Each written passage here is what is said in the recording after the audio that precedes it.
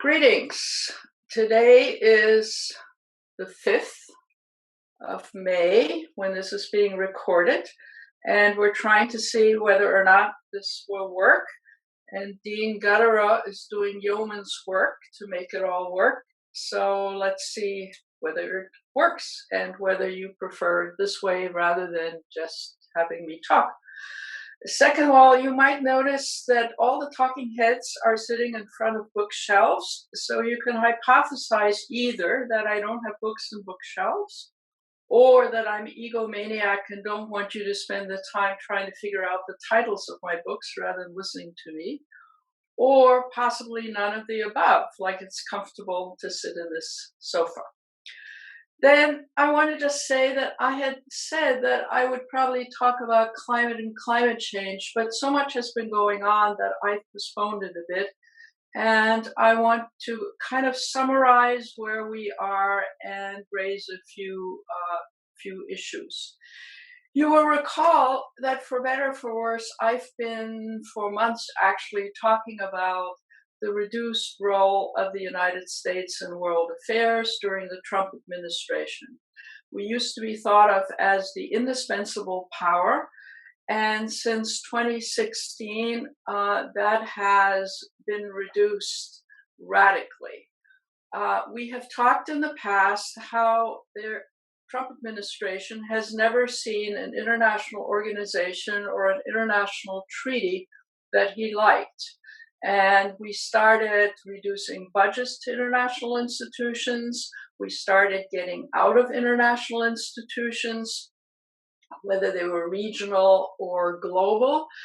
And then, of course, we have recently, and I talked about that the last time, decided that WHO, the World Health Organization, was not worthy of further American support.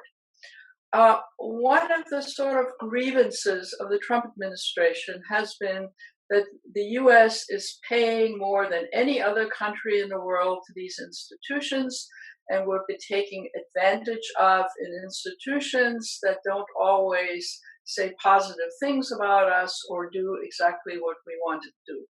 I mentioned last time that it is in fact true of international organizations that were developed after the Second World War, and for decades to come, we were the richest and most powerful country, and therefore our assessments to many of these institutions were greater than poorer countries. Over the years, the American percentage of contributions have actually been lowered rather than raised. But in any event, since the Trump administration doesn't think these are worthy organizations, and being part of a global interdependent enterprise is what the US, as the most powerful nation that will do its own thing, should be party of.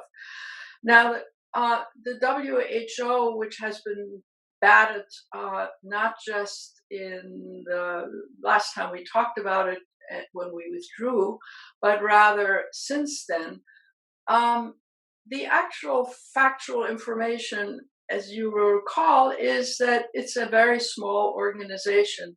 The annual budget of the World Health Organization is equivalent, roughly speaking, to the annual budget of one of the US largest hospital complex. So we're not even talking about huge amounts of money.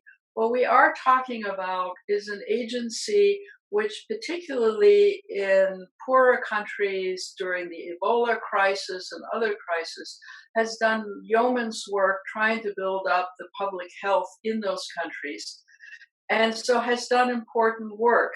The criticism about the current virus, that it didn't jump on the bandwagon quickly enough, you've probably read a lot about it. The dates that the Trump administration has given are wrong. The World Health Organization actually warned about this crisis before the Trump administration was willing to take it seriously. But I don't really want to bore you with the trajectory of all of this, only to say that World Health Organization is just one of many international institutions that has gotten a battering from the Trump administration.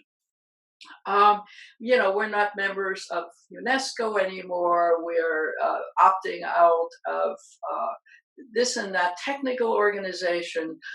You may recall that some talks back, I talked about how the US wanted to leave the International Postal Organization, which is a technical organization. At the end of the day, we didn't do that.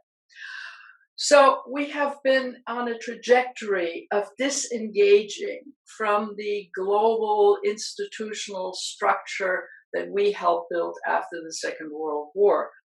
Now, it's become more serious in the last few weeks because the centerpiece of the United Nations is, of course, the United Nations in New York and the National Security Council. And the National Security Council, during a pandemic crisis like this, should be meeting and should be engaged in fairly important things. They actually, first of all, didn't meet during most of these last couple of months. And second of all, the one or two times they have met, they have not reached any particular conclusions. And the reason the United Nations headquarters, the Security Council, isn't able to act is because the US and the Chinese are in conflict. The conflict, to put it in its simplistic terms, is that the US wants any reference that has to do with the pandemic to call it the Wuhan virus, and the Chinese object. Now, let me run down a slightly different path and say that it's a factual matter that when you have a rising power, in this case China, and a declining power in history, this has never been a very smooth transaction. Declining powers don't like decline, and rising powers would like to be recognized. Now, as it happens, the US and the Chinese political systems are very different, and so you can have all kinds of conflicts having to do with, on the one hand, an authoritarian country, and the other hand, supposedly the US as a more open, democratic society.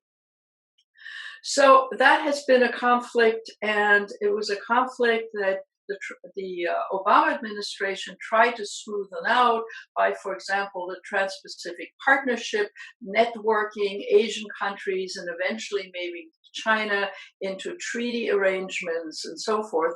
But the idea behind interdependence, in a sense, whether it's on health issues or military issues, for example, the treaties with the Soviet Union, is that it's better to talk and negotiate than be at loggerheads and not be in communications. So the Trump administration reversed that tendency of 60 years of the US behavior. Nevertheless, I think most of the world continue to perceive of the US as a kind of a role model, at least for democracy and human rights, and an advanced country. People who traveled in the US from overseas over the past decades have noticed that there seems to be a dichotomy between how we present ourselves as the United States and how the world sees us. Because if you visit the United States from another industrial country, you notice straight away that the infrastructure is bad, the airports are bad, the negligence of our public places is bad, and so forth. And then if you read the newspapers overseas, even if you don't visit, you notice that the US doesn't have a national health care system, and you scratch your head. And so the image of the US as this sort of sparkling, country where everything is more advanced than in your own country has been eroding even before the Trump administration, but eroded really badly after the Trump administration. So I think it's fair to say, and we talked about this the last time, that the US, by withdrawing under the Trump administration, making hostile comments to many leaders, making fun of other countries, other leaders, praising some authoritarian countries now and then, North Korea, Hungary, off and on, the Chinese leadership, and so forth. even though we criticize it nowadays. That has took its toll and put the U.S., as I asserted last time, in a very different international position for the future. But something else has happened since we last met, and that is that people didn't realize how pathetic not just our highways and bridges and airports were, but how pathetic our public health system is, our hospitals is, our supply lines are, and how unlike most European countries, we are and have been in a worse position to cope with this pandemic, even if we had a president who was more on top of it, who was more honest, and all the rest of it. And so we have moved in the last few weeks, it seems to me, in terms of the imagery of the United States, from a position of, well, it used to be the major power, it used to be the role model, it no longer is in world affairs, to a position of, look at the United States, what a pathetic mess. Not only is the administration pathetic and the president pathetic, and now you have a pathetic State Department with most people having been fired and not replaced, but even the other departments seem not to function.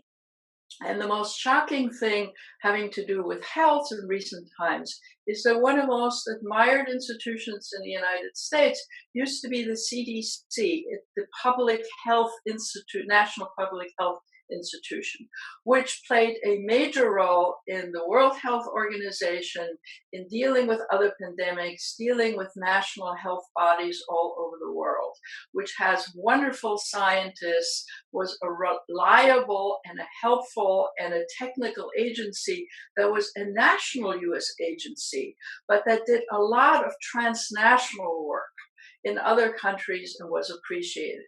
And during essentially the last week or so, even that has gone away.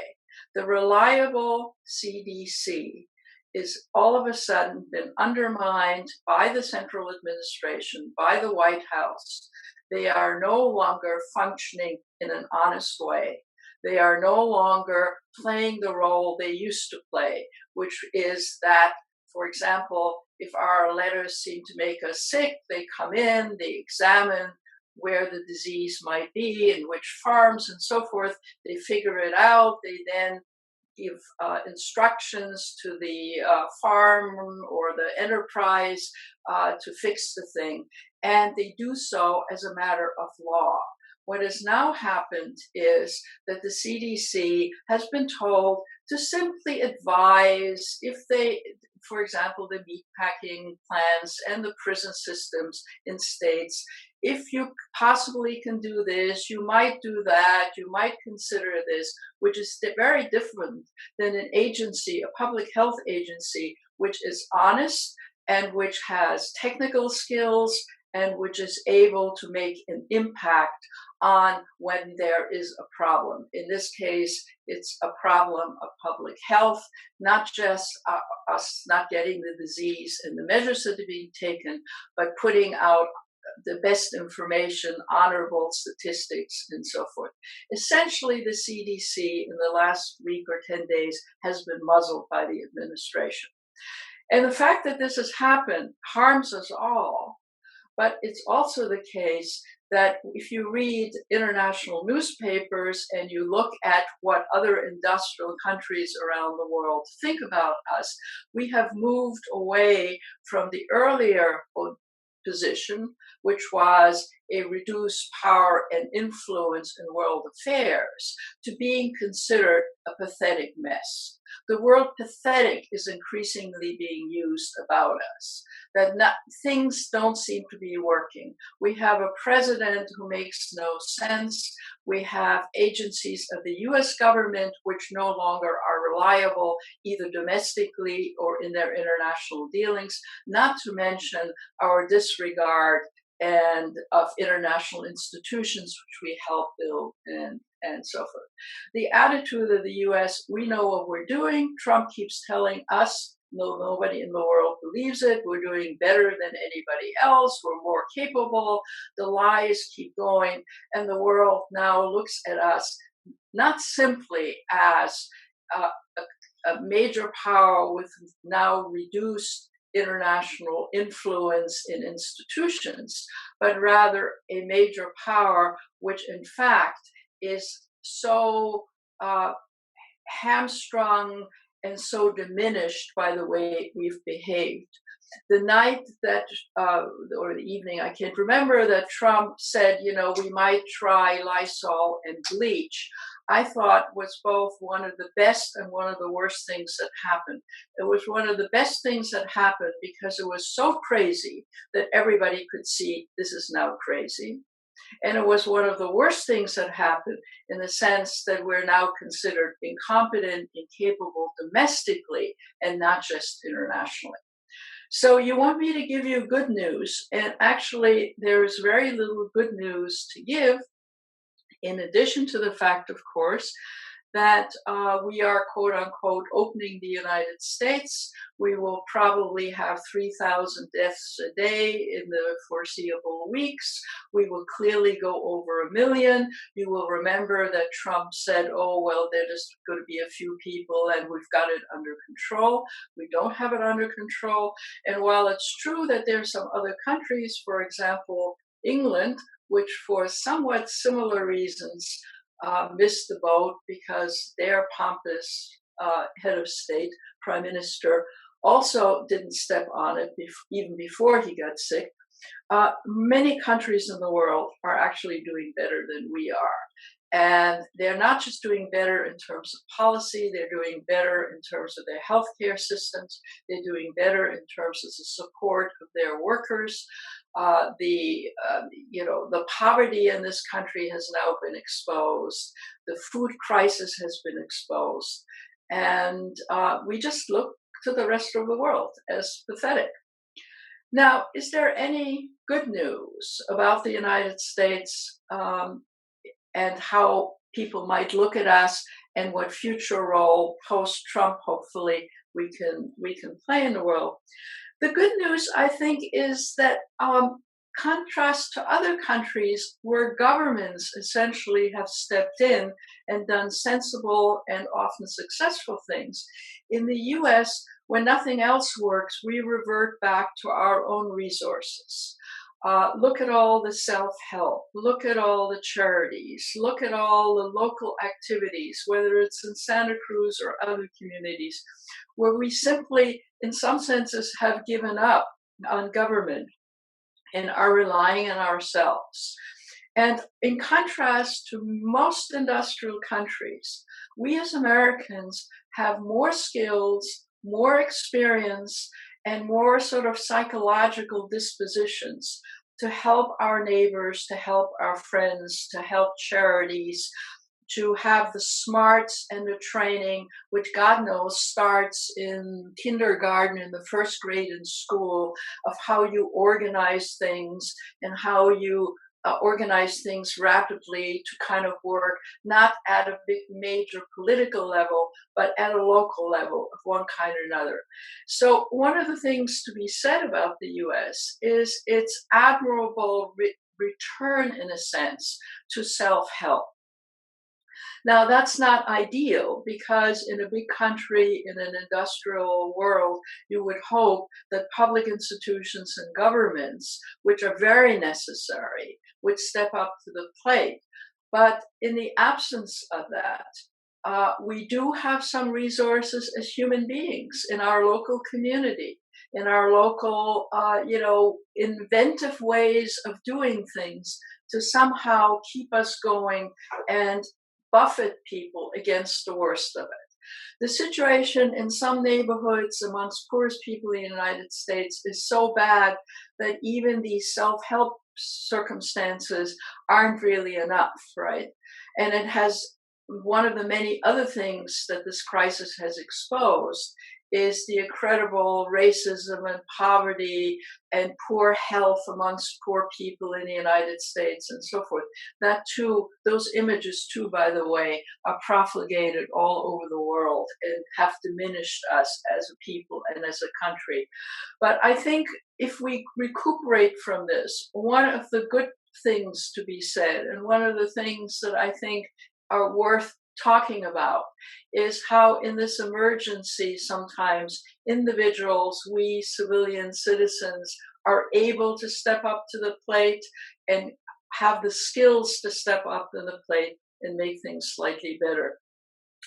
Which leads me to go back to the international realm and say, while many of the institutions in the international realm, which were built over a period of 70 years, are now malfunctioning. They haven't been reformed. They're now malfunctioning because of lack of leadership on the part of U.S. and other people.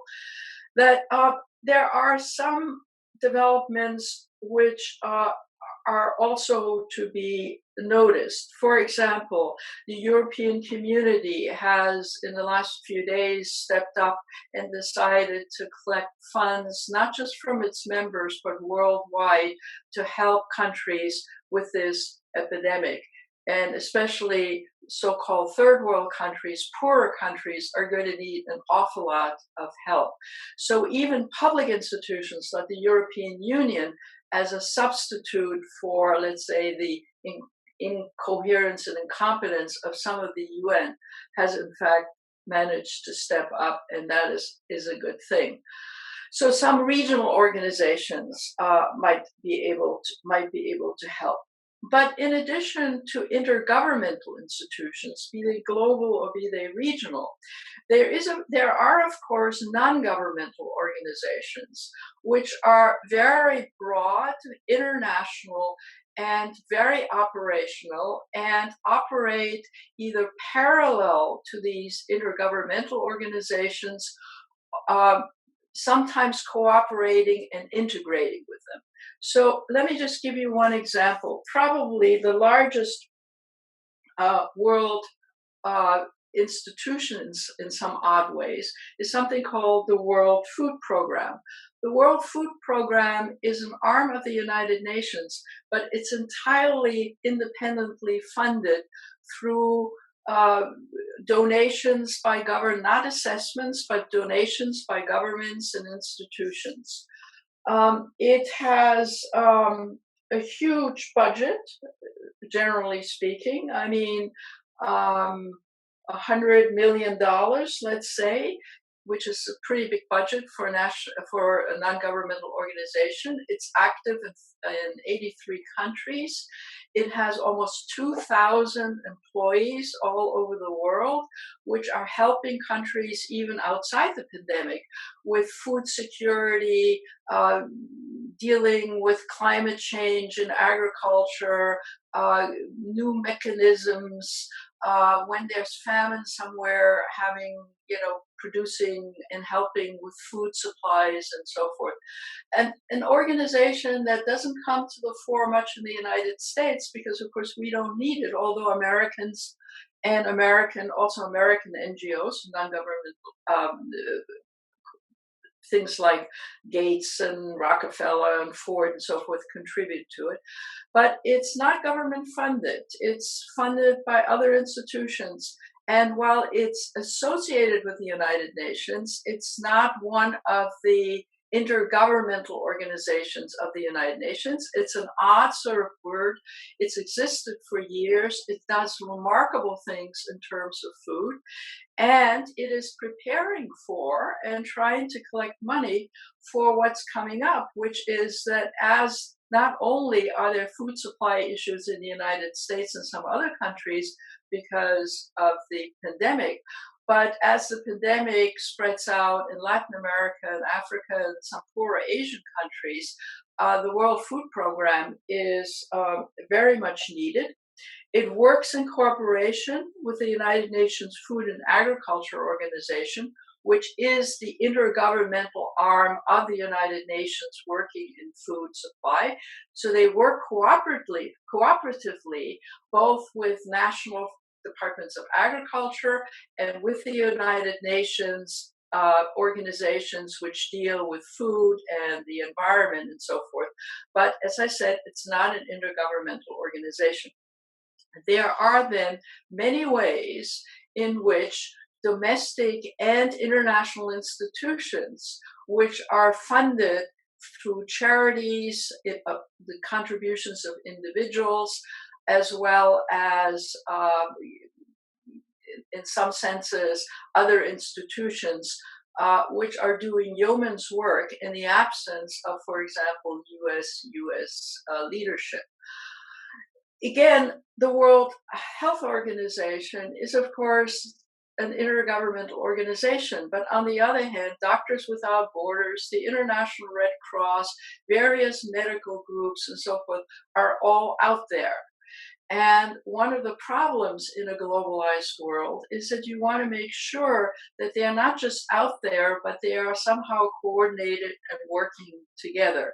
And that, of course, is a problem, and is a problem which some intergovernmental organizations sometimes can manage, and or large institutions can manage. Let me quickly say that non-governmental organizations come in many flavors, but in two structural flavors. One is non-governmental organizations which are truly international. That is to say, their membership, different countries buy into it. For example, Greenpeace, an environmental organization, is an institution which has green sheep chapters in different countries, and they are part of a network, but they are running independently, versus national non-governmental organization. For example, the International Red Cross is actually a single government organization which does international work. The International Red Cross is a Swiss organization, right? So it's you can say, well, it doesn't really matter. They're dealing with health or they're dealing with crisis, but it actually matters in terms of whether they're funded internationally but are a national organization. Sometimes they're nationally funded, or whether they're intergovernmental organization in not being part of the governments, but part of various countries' independent chapters of one kind or another, and network. Now, I don't want to belabor you with the bureaucracy of all of this, only to say, when you look at the world and you see something like the US withdrawing, and something like the Security Council not playing a role, and something like the World Health Organization being battered, is there good news anywhere? And the good news really comes, in terms of the US American citizen, who have more capacity than people in other industrial countries, actually, to organize a network in local communities of one kind of activity and another, and have the skills, while in some other countries, people are just not socialized to do this sort of thing. So that's the good news domestically for the US. Internationally, the good news is that in the absence or during the erosion or lack of funding of some of the intergovernmental organizations that are either part of the UN or regional and are not functioning very well, you have a whole enterprise of non-governmental organizations out there, which in fact are doing yeoman's work internationally, whether they are national organization or transnational organization or international organization with headquarters in different countries. Doing yeoman's work, trying to step into the breach of this particular crisis. It would be really, really helpful, of course, if everybody weren't doing their own thing and there was a lot of cooperation and integration, so you didn't misuse manpower and funding. But actually, there is more networking going on amongst non-governmental organizations than meets the eye superficially. And I just want to say that for many people in the world, the difference between eating and not eating and surviving this plague may very well lie in the ability of these non-governmental organizations working with local governments to sustain things in countries in the absence of the globalized network of the United Nations and the umbrella and central role that the U.S. used to play with respect to all of this. I guess I would also like just to end by saying there are also, of course, governments that have capacities that we in the U.S. downplay. For example, Cuba for years has had armies of doctors all over the world helping countries. And recently, a few months ago, when Cuba was kicked out of Brazil is a separate story of a nutcase leader and is faring very badly in this crisis. 900 physicians were kicked out. Those physicians could have easily been coming to the United States to help in New York, for example. But of course, we don't deal with Cuba, and Cuba is an anathema to us. So on the one hand, we're taking these strong attitudes towards China. It's an authoritarian government. They need to answer to us. We say disrespectful things because they're an authoritarian government. On the other hand, we say friendly things about the dictator of North Korea and the increasing dictatorial powers of the head of state of Hungary. And of course, we don't bash Russia in the same way we bash China. So the inconsistency and the incoherency of US policy is huge. Absent the US being a sensible world actor, it behooves all of us to see what the capacities are in the rest of the world, and as individuals, both domestically and as people interested in the international realm, to see if we can be helpful, or at least we can take note of what is happening by individuals, by organizations, by non-governmental organizations, which are not part of the governmental structure. There is hope on that end of things. So let me end this, and I will get back to some of these issues and some new issues, and perhaps how climate change fits into all of this in the next talk. Hope you're all well. Take care.